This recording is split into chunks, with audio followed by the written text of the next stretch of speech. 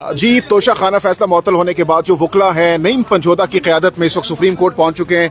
नईम पंजोदा साहब, बताइएगा क्या मकसद यहाँ पर मार्च करने का सुप्रीम कोर्ट के बाहर? देखें, वकला की कसीर तादाद जो है वो बाहर थी और वकला को अभी हमारे भाई अभी पैदल चल के आ रहे हैं और कहीं वो खड़े हैं, ठीक है जी। तो वकला को अंदर जाने से रोक दिया गया। क्यों रोक दिया गया? क्योंकि ये अदलिया के हक में बात ना करे। हमारा हक है अदालत के अंदर जाना। अदालत में जाने से कौन रोक सकता है? हमें अंदर नहीं जाने दिया गया। मुश्किल से 3, 4, 5 वकला हम अंदर जा सके हैं, बाकी वकला को बाहर रोक लिया गया। हमने आवाज उठानी है, अदलिया के हक में आवाज उठानी है, आइन की बालादस्ती के लिए आवाज उठानी है और अपने इस पूरी कौम को इंसाफ दिलाने के लिए आवाज उठानी है। इमरान खान को इंसाफ दिलाने के लिए, हमारे पाकिस्तान तहरीक इंसाफ के वर्कर्स को इंसाफ दिलाने के लिए हमने आवाज उठानी है। इन जजेस को इंसाफ दिलवाने के लिए हमने आवाज, वो हमारा हक है। अल्हम्दुलिल्लाह आज तोशा खाना केस के अंदर कौम को जो है बहुत बहुत मुबारक हो। अल्हम्दुलिल्लाह तोशा खाना केस के अंदर सजा जो है वो मुअत्तल कर दी। वो खबर हम दे चुके हैं। ये बताइएगा कि सो मोटो जो आप मुतालबा कर रहे थे वो ले लिया गया है, अब क्या मुतालबा आप लोगों का? हमारा मुतालबा है फुल कोर्ट जो है बनाई जाए। हमारा मुतालबा है पिक एंड चूज ना किया जाए। हमारा मुतालबा है कि साथ वो जजेस जिनके ऊपर फिर कहीं से प्रेशर डाल के जैसे पहले डाला गया, उन लोगों को ही ना बिठाया जाए। हम ये कह रहे हैं कि जजेस के लिए फुल कोर्ट बनाई जाए। तौहीन अदालत की कार्रवाई करनी है ना, करें हमारे खिलाफ, हम मुतालबा करेंगे। हम आए हैं, हमारा हक है। और फुल कोर्ट जब तक नहीं बैठाई जाएगी जिसमें पूरी कोर्ट के जितनी सुप्रीम कोर्ट के अंदर जजेस 17 के करीब जजेस हैं, वो तमाम बैठे और वो बैठ के लाइव प्रोसीडिंग्स दिखाई जाएं, तमाम वहां पर बैठे हों। जस्टिस रिटायर तसद्दक जिलानी साहब ने, जिसको इन्होंने सो कॉल्ड हुकूमत ने सेलेक्ट किया था कि आप 6 हाजिर सर्विस जजेस का जो है आप सारा केस सुने और उसके ऊपर आप फैसला दें, उसने कहा है कि मेरी माफी है, मैं नहीं कर सकता।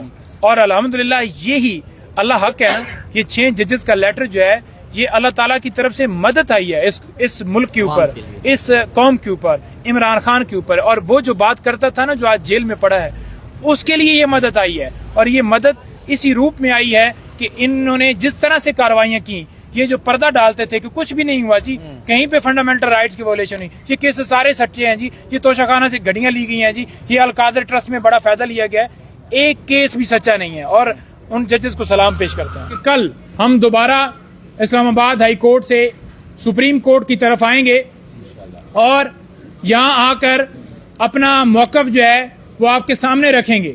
आज भी हमारा मौकफ क्लियर है कि 7 रुकनी बेंच बनाया गया है, तो हम ये मुतालबा करते हैं कि फुल कोर्ट बनाई जाए।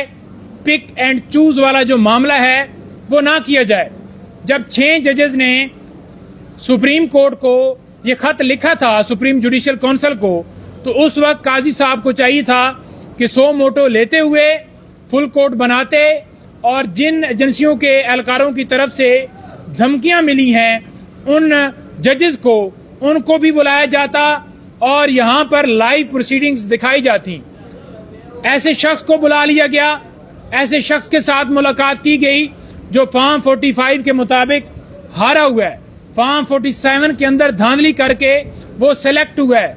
उस शख्स को जिसके खिलाफ हम जजेस के ग्रीवियंसेस हैं, उन्होंने कहा कि इंतजामिया और एजेंसियों की तरफ से मुदाखलत की गई। और उसके सबसे बड़े बेनिफिशियरी कौन थे? जो इस वक्त इक्तदार में बिठाए गए हैं। तो अगर चोर को ये कहा जाएगा कि आप चोरी का खुद फैसला करो, तो वो क्या जो है वो मेरिट के ऊपर फैसला करेगा? क्या कभी पाकिस्तान में ऐसे हुआ है कि कातिल को कहा जाए कि आप ही इस कत्ल के ऊपर फैसला करो कि आप खुद को ही सजा दो? तो क्या वो खुद को सजा देगा?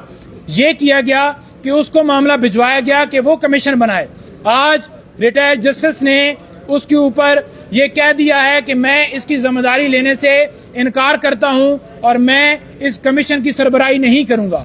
उसके बाद सो मोटो लिया गया है और हम ये मुतालबा करते हैं कि 6 जजेस को इंसाफ दिया जाए। ये जो जजेस को इंसाफ देने की बात कर रहे हैं, ये इस मुल्क की आवाम को इंसाफ की बात करें, इस मुल्क को इंसाफ देने की बात करें। क्योंकि इस मुल्क में हमेशा ये होता रहा है कि इदारों की तरफ से मुदाखलत की गई और इसके ऊपर नून लीग हो या पीपल्स पार्टी हो, हमेशा आपने देखा कि उन्होंने हमेशा اس وقت یہ کہا کہ فلاں فلاں ایجنسی جو ہے وہ ججز کے اوپر پریشرائز اس کو کر رہی ہے.